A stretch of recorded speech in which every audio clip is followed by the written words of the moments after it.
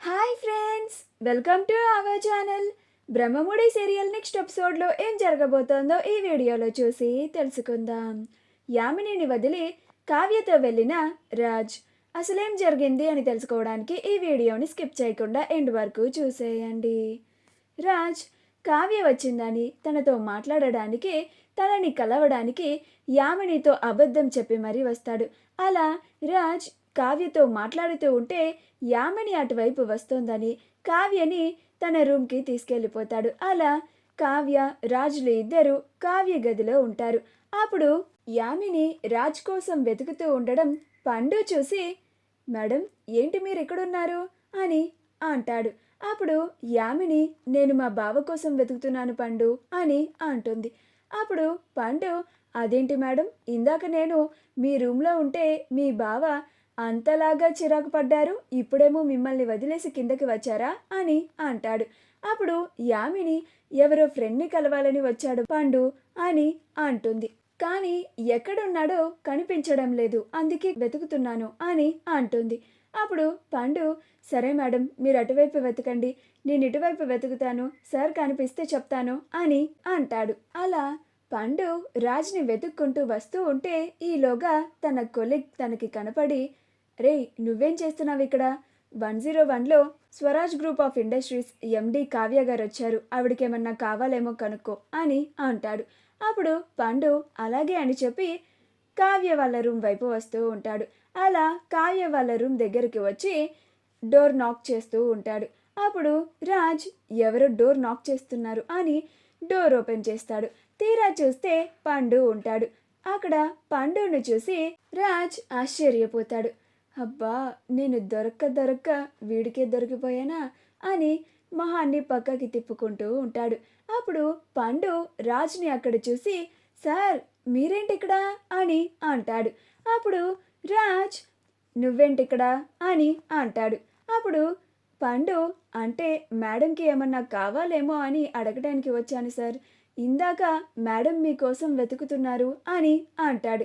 అప్పుడు కావ్య, ఏ మేడం వెతుకుతున్నారు అని అంటుంది.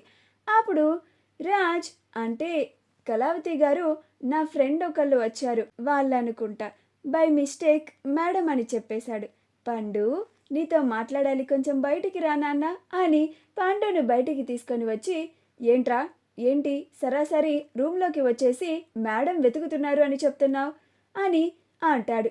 అప్పుడు పండు, మరి ఇంకేమని చెప్పాలి సార్ అని అంటాడు. అప్పుడు రాజ్, అసలు నీకు పనేమీ లేదారా, వచ్చి ప్రైవసీని డిస్టర్బ్ చేస్తూ ఉంటావు అని అంటాడు. అప్పుడు పండు, సార్ నేను వచ్చింది నా డ్యూటీ మీదనే, మేడంకి ఏమన్నా కావాలేమో అని అడగడానికి వచ్చాను అని అంటాడు.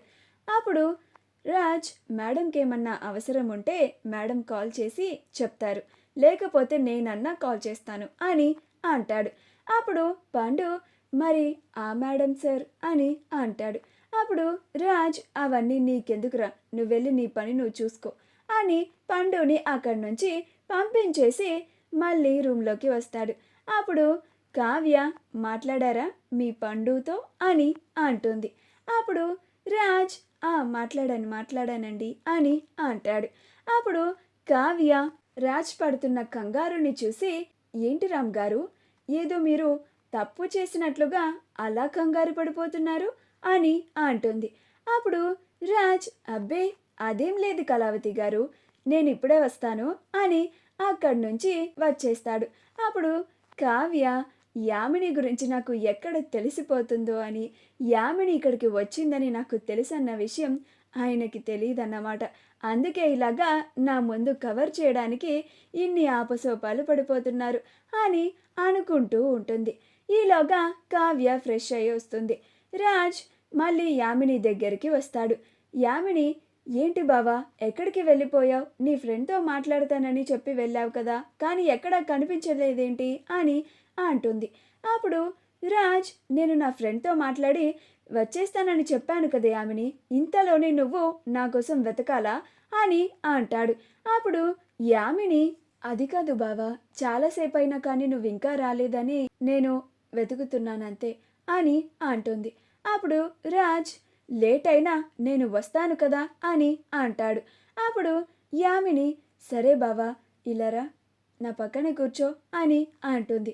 అప్పుడు రాజ్ చాలా ఇబ్బంది పడుతూ ఉంటాడు. ఈలోగా కావ్య ఫ్రెష్ అయ్యి వచ్చి రాజ్కి కాల్ చేస్తుంది. అప్పుడు రాజ్ కళావతి గారు కాల్ చేస్తున్నారే అని కాల్ లిఫ్ట్ చేసి వేరే ఫ్రెండ్తో మాట్లాడుతున్నట్లుగా యామిని ముందు మాట్లాడుతూ ఉంటాడు. హలో ఏరా చెప్పరా ఇప్పుడే కదా నీతో మాట్లాడి వచ్చాను అని అంటాడు. అప్పుడు కావ్య మీరే కదా రామ్ గారు వికారాబాద్ బ్రాంచ్కి వెళ్ళేటప్పుడు మీకు చెప్పమన్నారు, మీరు కూడా నాతో పాటు వస్తానన్నారు, నేను మీకోసం కింద లాబీ దగ్గర వెయిట్ చేస్తున్నాను అని అంటుంది. అప్పుడు రాజ్ అవునారా ఇప్పుడే వస్తున్నాను అని అంటాడు.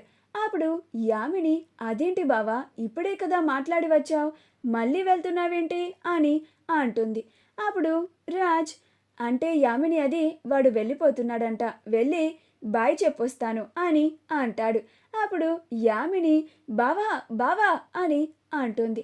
అప్పుడు రాజ్ నేను ఇప్పుడే వచ్చేస్తాను యామిని అని వచ్చేస్తాడు. అలా రాజ్ కావ్యలు ఇద్దరు వెళ్తూ ఉంటారు.